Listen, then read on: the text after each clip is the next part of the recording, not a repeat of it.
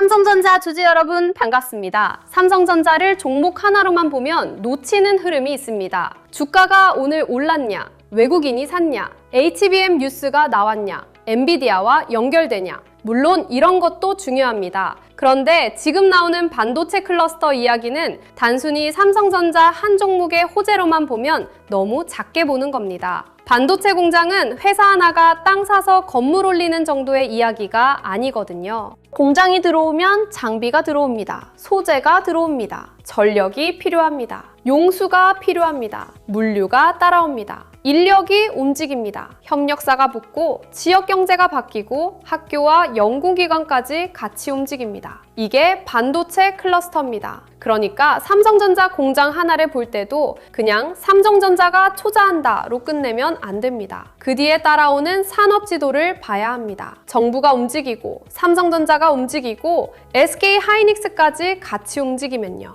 그건 단순한 기업 뉴스가 아니라 국가 투자 흐름입니다. 오늘은 삼성전자를 주가 하루 움직임으로 보지 않겠습니다. 반도체 클러스터라는 큰 판에서 보겠습니다. 삼성전자가 정부와 함께 움직일 때 산업 지도가 어떻게 바뀔 수 있는지, 그리고 이 흐름이 왜 장기적으로 삼성전자와 반도체 생태계 전체에 중요한지 이 이야기를 해보겠습니다. 먼저 이건 분명히 나눠서 봐야 합니다. 정부가 반도체 투자를 이야기한다고 해서 내일 당장 삼성전자 주가가 무조건 크게 오른다, 이렇게 보면 안 됩니다. 그건 너무 급한 해석입니다. 반도체 클러스터는 하루짜리 재료가 아닙니다. 몇 달 만에 끝나는 뉴스도 아니고요. 공장 짓고, 장비 들이고, 인력 뽑고, 협력사 배치하고, 전력망 깔고, 수율 잡고, 실제 매출로 연결되려면 시간이 걸립니다. 이건 단기 테마가 아니라 장기 인프라입니다. 그런데 주식시장에서 진짜 큰 변화는 이런 장기 인프라에서 나올 때가 많습니다.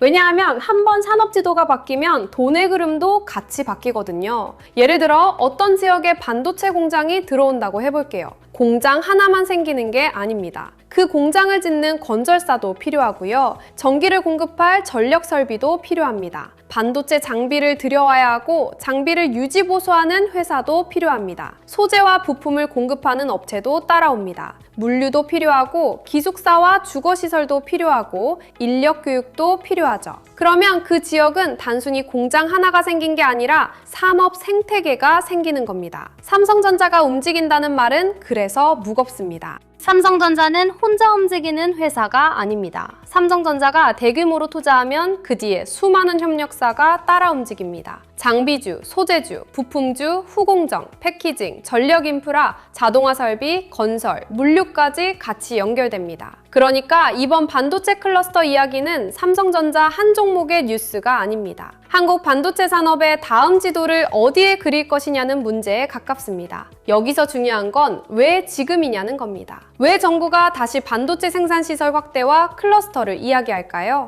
답은 AI 수요입니다. AI가 커지면 반도체 수요가 그냥 조금 늘어나는 정도가 아닙니다. 데이터 센터가 커지고요. 서버가 늘어나고요. GPU와 AI 가속기가 더 필요해지고요. 그 옆에 HBM, DRAM, NAND, SSD, 전력 반도체, 패키징까지 줄줄이 붙습니다. AI는 소프트웨어 이야기처럼 보이지만 뒤로 가면 결국 하드웨어 싸움입니다. 모델을 돌리려면 연산이 필요하고요. 연산을 하려면 칩이 필요하고요. 칩을 만들려면 공장이 필요합니다. 그리고 그 공장이 한두 개로 끝나지 않습니다. AI 수요가 커질수록 생산 능력 자체가 국가 경쟁력이 됩니다. 예전에는 반도체가 기업의 경쟁력이었다면 지금은 국가의 경쟁력이 되어가고 있습니다. 미국도 반도체를 끌어안으려고 하죠. 대만도 TSMC를 중심으로 세계 공급망의 핵심을 잡고 있습니다. 일본도 반도체 부활을 이야기하고요. 유럽도 자체 생산 기반을 만들려고 합니다. 그런데 한국이 손 놓고 있을 수 있을까요? 못 있습니다. 한국은 메모리 강국입니다. 삼성전자와 SK 하이닉스를 가진 나라입니다. 그런데 AI 시대에는 메모리만 잘한다고 끝나는 게 아닙니다. 생산시설, 패키징, 전력, 인력, 연구개발, 지역 균형까지 같이 묶어야 합니다. 그래서 클러스터가 중요해지는 겁니다. 공장 하나하나가 아니라 산업 전체가 한 덩어리로 움직여야 하기 때문입니다. 삼성전자 입장에서 이 흐름이 중요한 이유도 분명합니다. 삼성전자는 이미 세계적인 반도체 기업입니다. 하지만 지금 삼성전자가 시장에서 다시 강하게 평가받으려면 단순히 큰 회사다만으로는 부족합니다. 시장에서는 계속 묻습니다.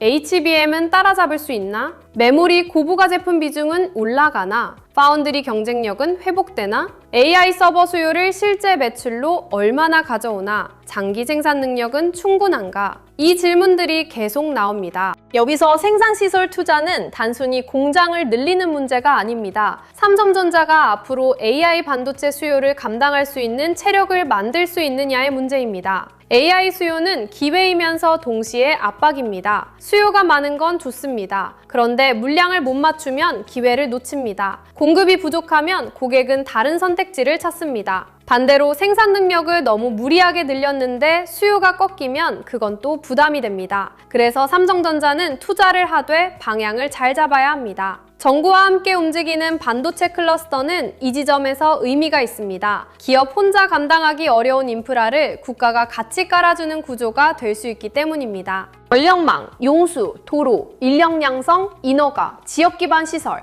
이런 건 회사 혼자 다 해결하기 어렵습니다. 정부가 같이 움직이면 속도가 달라질 수 있습니다. 삼성전자 입장에서는 장기 생산 기반을 더 안정적으로 만들 수 있고요. 협력사 입장에서는 어디로 움직여야 할지 방향이 보입니다. 투자자는 그 지도를 보고 돈이 어디로 흐를지 미리 생각할 수 있습니다.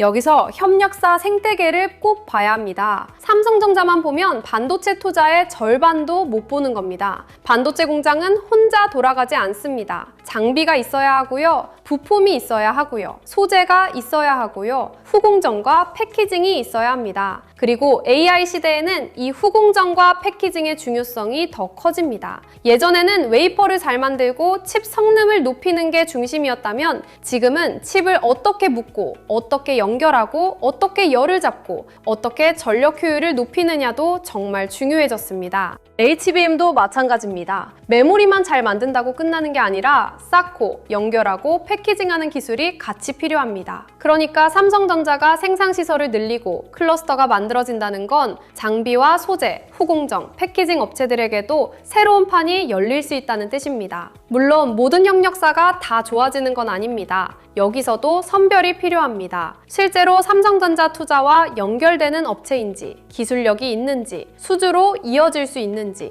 매출과 이익으로 확인되는지, 너무 기대감만 앞서서 주가가 먼저 과열된 건 아닌지 이걸 봐야 합니다. 하지만 큰 방향은 분명합니다. 반도체 클러스터는 삼성전자 혼자 먹는 뉴스가 아닙니다. 산업 전체가 움직이는 뉴스입니다. 그래서 주식시장에서도 이 흐름은 삼성전자에서 끝나지 않고 주변으로 번질 가능성이 있습니다. 장비로 번지고요. 소재로 번지고요. 후공정으로 번지고요. 전력 인프라로 번지고요. 나중에는 지역개발과 건설, 자동화 설비, 물류까지도 연결될 수 있습니다. 이게 클러스터의 힘입니다. 삼성전자 투자 뉴스를 볼 때도 결국 돈이 어디까지 흘러가는지 봐야 합니다. 삼성전자만 오르는 흐름인지 SK하이닉스까지 같이 움직이는지 한미반도체, HPSP, 리노공업, ISC 같은 장비와 소구장 쪽으로 퍼지는지 HD현대일렉트릭, LS일렉트릭 같은 전력 인프라까지 따라오는지 이걸 같이 봐야 합니다. 제가 준비한 코스피 2만의 시대, 돈의 흐름을 읽는 법도 바로 이런 흐름을 보시라고 만든 자료입니다. 삼성전자 하나만 찍어놓고 보자는 자료가 아닙니다. 큰 뉴스가 나왔을 때 그 돈이 어느 섹터로 퍼질 수 있는지, 지금 자리가 따라갈 자리인지, 눌림을 기다릴 자리인지, 과열을 피해야 할 자리인지 나눠보자는 자료예요. 자료 안에는 실명 관찰 종목 41개, 섹터 7개, 타점 기준 4개, 매매전 체크 10가지를 넣어뒀습니다. 삼성전자, SK하이닉스, 한미반도체, HPSP, 리노공업, ISC, HD현대일렉트릭, LS일렉트릭 같은 종목들을 큰 흐름 안에서 같이 볼 수 있게 정리했습니다. 필요하신 분들은 구독과 좋아요 눌러주시고요. 댓글에 구독 완료라고 남겨주시면 됩니다.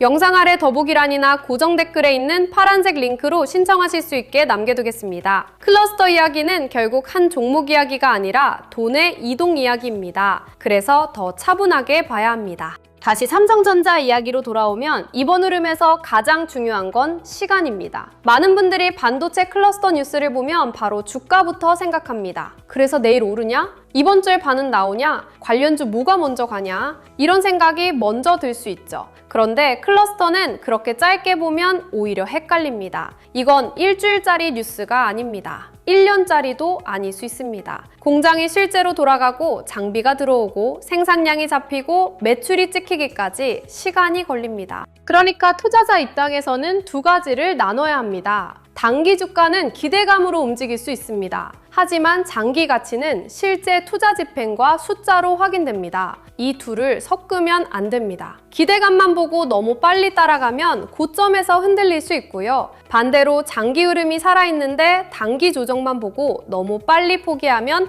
큰 흐름을 놓칠 수 있습니다. 삼성전자 같은 종목은 특히 이 구분이 중요합니다. 삼성전자는 테마주처럼 가볍게 움직이는 종목이 아니잖아요. 뉴스 하나에 급등하고 끝나는 종목이 아니라 외국인 수급, 기관 자금, 실적 전망, 글로벌 반도체 업황이 같이 붙어야 크게 움직입니다. 경고 투자와 클러스터 뉴스는 장기 명분을 만들어줍니다. 하지만 주가가 진짜 재평가를 받으려면 그 명분이 실적으로 내려와야 합니다. 생산시설 확대가 매출로 이어지는지, 가동률이 올라오는지, 고부가 제품 비중이 늘어나는지, 현금 흐름이 투자를 감당하는지 이 숫자를 봐야 합니다. 여기서 외국인 수급도 같이 봐야 합니다. 외국인은 삼성전자를 한국 대표 반도체 기업으로 봅니다. 그런데 외국인 입장에서 한국 반도체를 살 때 단순히 삼성전자 주가만 보는 게 아닙니다. 한국 정부가 반도체 산업을 얼마나 밀어주는지 봅니다. 전력과 용수 문제를 해결할 수 있는지 봅니다. 생산시설 확대가 실제로 가능한지 봅니다. 협력사 생태계가 충분히 갖춰져 있는지 봅니다. 그리고 글로벌 고객이 한국 생산 기반을 신뢰할 수 있는지도 봅니다. 이게 중요합니다.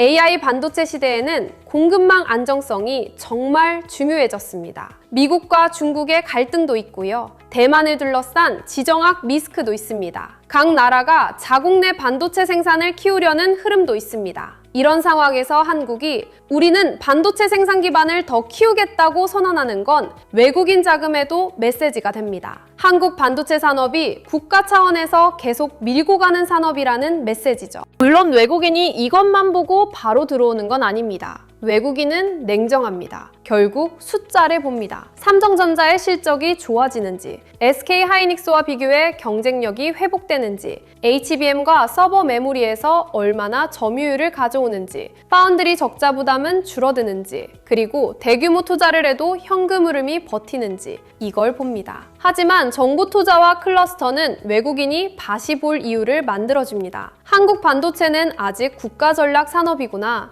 AI 시대 생산 능력 확대에 진심이구나. 삼성전자 혼자 싸우는 게 아니라 정부 인프라와 같이 움직이는구나. 이런 인식이 생기면 장기 자금의 시선도 달라질 수 있습니다. 반도체 클러스터에서 전력 이야기도 빼놓으면 안 됩니다. 요즘 AI 데이터 센터 이야기를 하면 결국 전력으로 갑니다. 반도체 공장도 마찬가지입니다. 공장을 지으려면 전기가 필요합니다. 그것도 엄청난 전기가 필요합니다. 반도체 생산 라인은 잠깐 멈추면 안 됩니다. 전력 공급이 불안하면 생산 안정성 자체가 흔들립니다. 그래서 클러스터는 단순히 땅만 있으면 되는 게 아닙니다. 전력망이 있어야 하고요. 변압기, 송전, 배전, 전력 설비가 같이 움직여야 합니다. 이 지점에서 전력 인프라 기업들이 같이 주목받는 이유가 있습니다. AI가 커지면 데이터 센터 전력 수요가 늘고요. 반도체 생산 시설이 커지면 공장 전력 수요도 늘어납니다. 결국 AI 시대의 뒤쪽에는 전력 인프라가 있습니다. 삼성전자가 생산 시설을 확대한다는 건 단순히 웨이퍼 생산량만 늘린다는 뜻이 아닙니다. 그 생산을 가능하게 하는 전력, 장비, 소재, 물류, 인력까지 같이 커져야 한다는 뜻입니다. 그래서 이번 주제를 삼성전자 주가 하나로만 보면 안 됩니다. 반도체 클러스터는 말 그대로 생태계입니다. 한 곳에 여러 기업과 기술과 인프라가 모여야 힘이 나옵니다.